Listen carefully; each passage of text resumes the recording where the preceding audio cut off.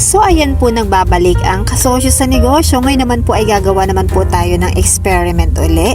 So titingnan po natin kung ano ang pagkakaiba ng cassava cake na steam tsaka yung binake na cassava. Okay, so meron ako ditong kalahating kilo ng ginadgad na kamuting kahoy. So take note po, kalahating kilo po ito. So ang una po natin gagawin dito ay pipigaan po natin siya ng may makuha tayo ng katas na nasa 1/4 cup.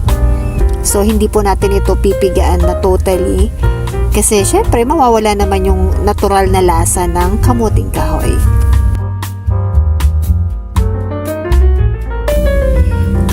So ayan, mga 1/4 cup na po ito.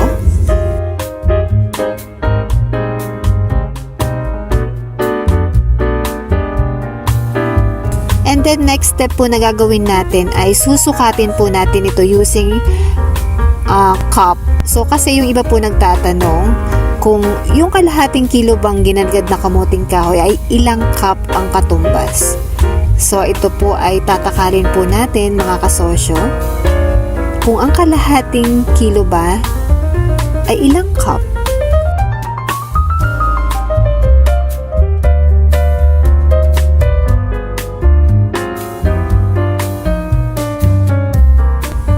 Okay, so ayan na. Ang kalahating kilo po ay 2 1/4 cup na ginadgad.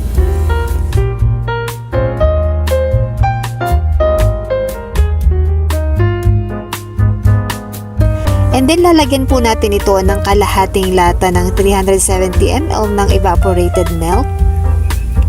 And then kalahating lata rin po ng 390 grams ng condensed milk. So madali lang pong tandaan.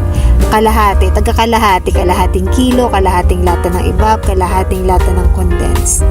And then 2 tablespoon ng melted butter. So haluin lang po natin ito para mag-mix silang lahat or mag-incorporate lahat ng ating ingredients. So ayan, na-incorporate na po ito. And then lalagyan po natin ito ng isang itlog, buong itlog. So nakakatulong din po ito para maging malambot ang ating cassava cake.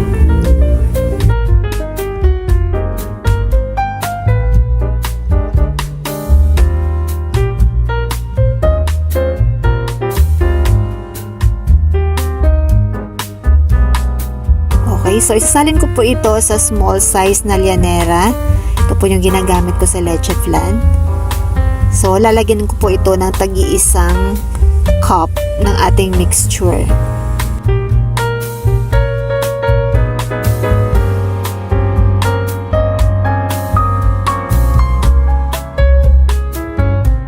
So ayan po, bali nakagawa po tayo ng 4 na llanera. So tagi-isang cup lang po yung nilagay ko sa bawat llanera. So nakagawa tayo ng 4 na llanera. Okay, so tatakpan ko po ng aluminum foil itong i-steam po natin. Kung wala po kayong aluminum foil, pwede ko po kayong gumamit ng plastic. 8x11, ipasok nyo lang po yung llanera sa loob ng 8x11 and then ibuhol nyo po, pwede na. Ang importante po ay hindi po ito matuluan ng mga droplets na nanggagaling sa takip ng ating steamer. So itong dalawa steam natin. Ito naman pong dalawa na llanera ay ito po yung i-bake po natin.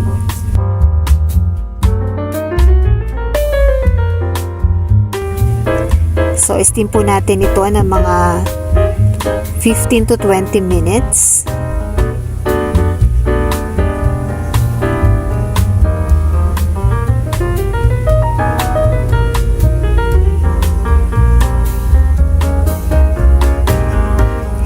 Then, so after 20 minutes, ito na po ang ating in-steam na cassava cake. So hinango ko po ito kasi maglalagay po tayo dito ng topping. So ito na rin po yung ating binake. So dito pa lang may pagkakaiba na po ng kulay. Alright, so gagawa po tayo ng pan-topping po natin dito. So, isang pirasong itlog, buong itlog. So, ibibit po natin ito plus 1/4 cup na evaporated milk and 1/4 cup din po ng condensed milk.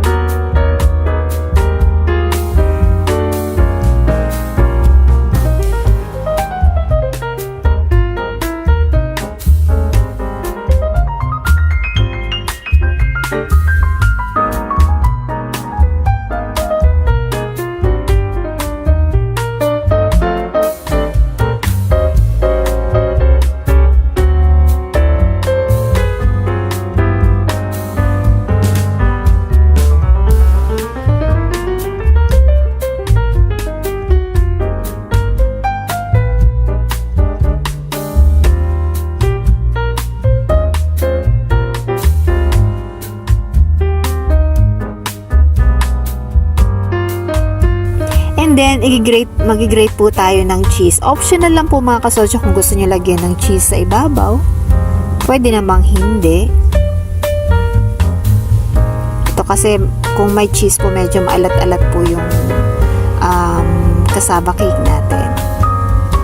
So, ibibake po uli natin ito ng mga 5 to 10 minutes. Ganon din po itong isang set natin. Steam din po natin ito ng 5 to 10 minutes.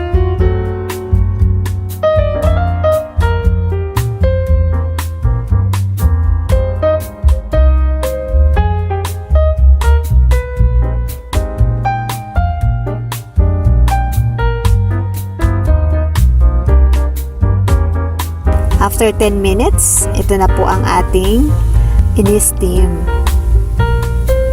So, parang wala pong pagbabago ang ibabaw niya.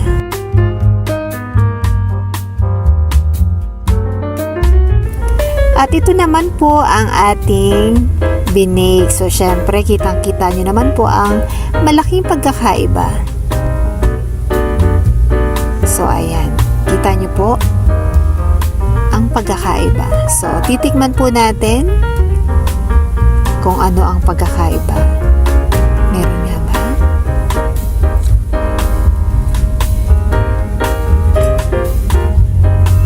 So, itataob ko lang po ito sa may plastic kasi yung plastic tumutulong po para hindi siya dumikit.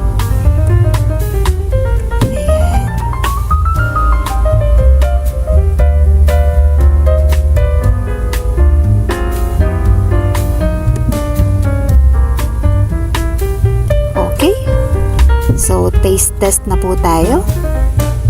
Ayan, ito, malambot, syempre.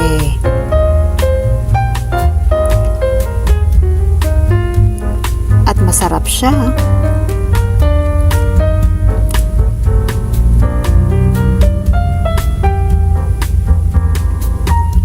Ayan, ito pong isa, malambot din, pero medyo makunat siya na parang siksik na malambot po ito. So, ayan mga kasosyo, ang pagkakaiba po, yung in-steam po ay malambot siya na siksik, and then basta malasa siya, iba po, parang moisture siya, ma-moist po siya, and then malambot siya. And then ito naman pong binake natin ay malambot din po siya. Yun nga lang, hindi siya kaparehas ng in-steam na may moisture sa loob. Na itong binake medyo dry ng konti, pero hindi naman ganun ka-dry, hindi naman ganun ka-dry na dry. Pero para po sa akin, oo, mas maganda yung itsura ng binake. Pero kapag tinikman mo naman, mas masarap yung in-steam. Yun po ay para sa akin lamang. So, kung paninda ito for presentation purposes, mas maganda, mas magandang tingnan, mas masarap tingnan ang binake. Pero kung lasang pag-uusapan, kung ako lang po ang tatanungin, mas masarap po yung in-steam. Alright? So, thank you for watching mga kasosyo. Sana po nakatulong po ang aking video dun sa mga nagtatanong. At kung hindi pa po kayo nagsusubscribe sa aking channel or gusto niyo po ng ganito mga video, ay mag-subscribe ka lang. And pindutin niyo po ang notification bell para updated ka sa mga video ko pa na gagawin. Thank you for watching. Bye-bye!